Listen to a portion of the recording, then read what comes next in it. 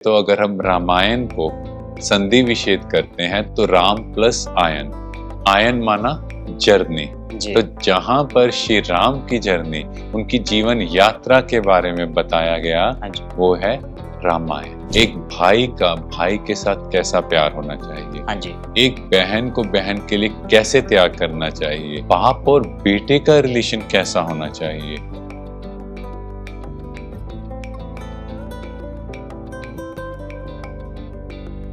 कितना अधर्म का राज्य भी हुआ, बट श्री राम ने कभी भी अधर्म का सामना करते हुए किसी भी नियम मर्यादा का उल्लंघन नहीं किया।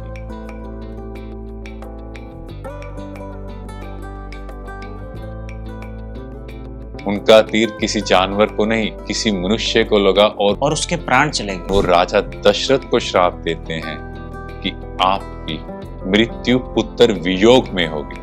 नमस्कार दोस्तों, मैं आपका दोस्त मयंक और स्वागत है आप सभी का हमारे नेक्स्ट एपिसोड्स में। आज के समय में जो समाज की हालत है, हम सभी जानते हैं, घर घर में लड़ाई झगड़ा हो रहा है, पॉलिटिकल पावर्स का मिसयूज हो रहा है, भाई की भाई से नहीं बन रही, और भी बहुत सारी प्रॉब्लम्स जो समाज को घेरे हुए हैं। तो ऐसे समय में स्पिरिचुअलिटी का बहुत बड़ा रोल है, क्योंकि भारतीय संस्कृति में हमें बचपन से ये सिखाया जाता है कि हमें स्पिरिचुअलिटी यानी आध्यात्मिकता के साथ जुड़ना चाहिए। अगर हम आध्यात्मिकता के साथ जुड़ते हैं तो हमारी लाइफ की सभी प्रॉब्लम्स का समाधान हमें खुद ब खुद मिल जाता है। तो दोस्तों, आज से हम रामायण पर चर्चा करेंगे। हमारी नई सीरीज रामायण पर है और रामायण में छिपे गुह्य शिक्षाओं को कैसे हम अपने जीवन में धारण करें, कैसे अपने जीवन को परिवर्तन करें, उसके बारे में चर्चा करेंगे। तो हमेशा की तरह हमारे साथ हैं बीके डॉक्टर हिमांशु भाई। हिमांशु भाई जी, आपका स्वागत है। Thank you. Om Shanti brother. Himanshu भाई, हमने बचपन से रामायण के बारे में बहुत सुना है, देखा भी है रामायण को बहुत बार टीवी पे। तो उसमें जो मुख्य शिक्षाएं जिनको हम अपने जीवन में ग्रहण करें, जिससे हमारा जीवन परिवर्तन हो, उसके बारे में आप हमारे दर्शकों को बताएं ताकि उन्हें बहुत कुछ सीखने को मिले। तो अगर हम देखें तो रामायण में कितनी ब्यूटीफुल शिक्षाएं छिपी हैं। एक भाई का भाई के साथ कैसा प्यार होना चाहिए, हाँ जी, एक बहन को बहन के लिए कैसे त्याग करना चाहिए, बाप और बेटे का रिलेशन कैसा होना चाहिए, कितनी परफेक्ट एग्जाम्पल दिखाई हैं। और शुरू से लेकर लास्ट तक देखो तो श्री राम के जीवन में कुछ ना कुछ संघर्ष चलते गए, बट उन्होंने कभी भी किसी को क्रिटिसाइज नहीं किया। हाँ जी, उन प्रॉब्लम्स को कितने पॉजिटिव माइंडसेट के साथ फेस किया। और कितना अधर्म का राज्य भी हुआ, बट श्री राम ने कभी भी अधर्म का सामना करते हुए किसी भी नियम मर्यादा का उल्लंघन नहीं किया, है ना। तो आज के टाइम अगर हम देखें तो सब चीजों में अल्टीमेटली क्रक्स क्या होता है कि विजय होनी चाहिए, प्राप्ति होनी चाहिए, पैसा चाहिए। बट रामायण में हर प्रॉब्लम का सलूशन बताया, आपके नियम, आपकी मर्यादाएं। तो रामायण के बारे में आज से हम जानते हैं। पहले तो अगर हम रामायण को संधि विच्छेद करते हैं तो राम प्लस आयन, आयन माना जर्नी। तो जहां पर श्री राम की जर्नी, उनकी जीवन यात्रा के बारे में बताया गया, वो है रामायण। और कहानी की शुरुआत होती है अयोध्या के राजा दशरथ से। अयोध्या मीन्स जहां युद्ध नहीं हो सकता। अब आज के समय हम देखें तो युद्ध कौन कौन से चल रहे हैं। एक युद्ध तो जो हम बाहर देख रहे हैं, एक्सटर्नल बाहर, यस, लड़ाई झगड़े, किसी की मार पिटाई, और आजकल तो न्यूक्लियर वेपन उनका सबसे बड़ा डर है। हाँ जी। पर उससे भी बड़ा युद्ध, क्योंकि जो बाहर का युद्ध है वो बाहर से क्रिएट नहीं हो रहा, वो यहाँ से क्रिएट हो रहा है। तो वो युद्ध जो हमारे अंदर चल रहा है, हमारे नेगेटिव थॉट्स, हमारे वेस्ट थॉट्स, कहीं ना कहीं हमें एक्सटर्नल फाइट के लिए प्रोवोक करते हैं। आपके कहने का मतलब जो भीतर हमारे युद्ध चल रहा है। यस, क्योंकि आज के टाइम अगर हम देखें तो 95% जो इलनेस है वो साइकोसोमैटिक है। हाँ जी। मींस आपकी सोच से क्रिएट हो रही है। सोच से ही है सर। यस, तो अयोध्या जहां कभी युद्ध नहीं हो सकता, और जहां के राजा दशरथ मींस जिसने अपनी 10 इंद्रियों पर काबू किया हो, 5 ज्ञानेंद्रियां और 5 कर्मेंद्रियां।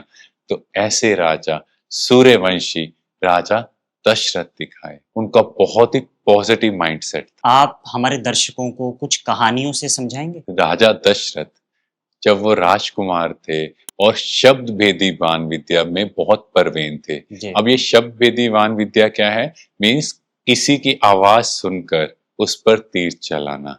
तो ऐसे ही विद्या में निपुण राजा दशरथ एक बार रात के समय तो उन्हें कोई आवाज सुनाई देती है कि पानी के पास कोई जानवर है, और वो आवाज सुनकर अपना तीर चला देते हाँ हैं। जी पर वो तीर जाकर एक व्यक्ति को लगता है जिसका नाम था श्रवण कुमार। राजा दशरथ उसके पास जाते हैं और एकदम से वो भी जैसे परेशान हो जाते हैं, थोड़ा अंदर से गिल्टी फील करते हैं, क्योंकि उनका तीर किसी जानवर को नहीं, किसी मनुष्य को लगा। और उसके प्राण चले गए। यस, तो आपने बचपन में भी ये कहानी सुनी होगी। तो फिर राजा दशरथ श्रवण कुमार के माता पिता के पास जाते हैं। हाँ जी उनको ये सारी बात जब पता लगती है तो उनके माता पिता बहुत क्रोधित हो जाते हैं और वो राजा दशरथ को श्राप देते हैं कि आपकी मृत्यु पुत्र वियोग में होगी। अब देखो राजा दशरथ का पॉजिटिव माइंडसेट। राजा दशरथ ने क्या सोचा कि चलो मेरे घर में बेटा तो होगा, हाँ जी क्योंकि पुत्र वियोग तो कहा, पर मेरे घर में अगर बेटा होगा मेरा वंश तो आगे बढ़ेगा। जी तो क्या पॉजिटिव माइंडसेट, उस नेगेटिव चीज से भी उन्होंने पॉजिटिविटी उठाई। जी और सेकंड चीज जो बहुत इंपॉर्टेंट है, हम जाने अनजाने में भी अगर कोई गलत कर्म करते हैं तो हमें उसका फल भोगना पड़ता है। इसीलिए हमारा हर एक कर्म बहुत ब्यूटीफुल हो, हर कर्म सोच समझ कर किया जाए। कर्मों पर अटेंशन देने की जरूरत है। यस, ऐसे नहीं हम अपने मन से कह दें कोई बात नहीं, ऐसा तो चलता ही है, जी मेरे से अनजाने से हो गया। नहीं, हर कर्म का फल हमें भोगना पड़ेगा। जी हिमांशु भाई जी, राजा दशरथ के बारे में हमें थोड़ा और बताएंगे? यस, तो इसके अलावा राजा दशरथ की 3 रानियां थी जिनके नाम थे कौशल्या, कैकेयी और सुमित्रा। हाँ जी तो एक एक के नाम के पीछे भी इतना ब्यूटीफुल मीनिंग है। कौशल्या जो सर्व कुशलताओं से संपन्न है, कैकेयी जो सर्व प्राप्तियों से संपन्न, जी और सुमित्रा जिसका सभी के प्रति मित्रता का भाव था। तो ऐसी 3 रानियां राजा दशरथ के यहाँ थी। हर एक के नाम के पीछे कितना गहरा अर्थ छिपा है। यस, अगर हम उन अर्थों को समझते हैं तो हमें लगेगा हमें भी इन चीजों को अपनी लाइफ में अप्लाई करना हाँ जी चाहिए। कैकेयी जो सर्व कुशलताओं से संपन्न थी, इसको भी हम एक कहानी से समझते हैं। एक बार राजा दशरथ के साथ वो युद्ध पर जाते हैं। तो जब राजा दशरथ और कैकेयी युद्ध में थे तो अचानक से युद्ध के टाइम राजा दशरथ के रथ का पहिया गिरने लगा, जिससे उनके प्राण संकट में आ रहे हाँ थे। जी तो कैकेयी माता ने अपने हाथों की 2 उंगलियों से उस रथ के पहिए को थामा, उसको रोका, जिससे राजा दशरथ के प्राण बच गए। और राजा दशरथ ने उन्हें खुश होकर कहा कि आप मुझसे 2 वरदान मांगो। कैकेयी का देखो, क्योंकि वो सर्व प्राप्तियों से संपन्न, उनके पास सब कुछ था, हाँ तो जी उन्होंने राजा दशरथ को कहा कि हे राजन, मेरे पास सब कुछ है।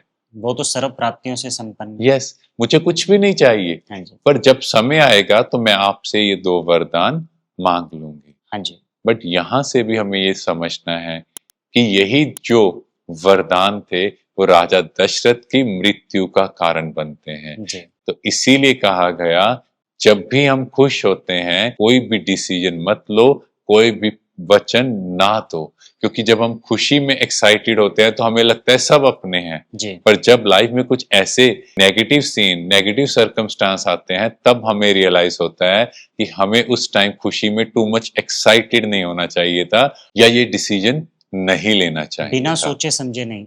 यस, जी इसीलिए आपने सुना भी होगा, पहले सोचो फिर बोलो, या फिर पहले तोलो फिर बोलो। क्योंकि आपके वर्ड्स एक बार आपके मुख से निकल जाते हैं तो उनकी बहुत वैल्यू है, और वो शब्द वापस नहीं आ सकते। कुछ शब्द तो दूसरों के लिए वरदान भी बन जाते यस, और कुछ शब्द अपने ही प्राण गंवाने के निमित्त बन जाते हैं। हैं। जी बिल्कुल सही कहा भाई जी। रामायण में तो कितनी ब्यूटीफुल बातें हैं, यस, कितनी अनमोल शिक्षाएं जो अपने जीवन में हम धारण कर सकते हैं, यस, उनके बारे में बताया है। बिल्कुल, तो मगर अभी समय का अभाव है, तो हम नेक्स्ट एपिसोड्स में बाकी की चर्चा करेंगे। बिल्कुल भाई।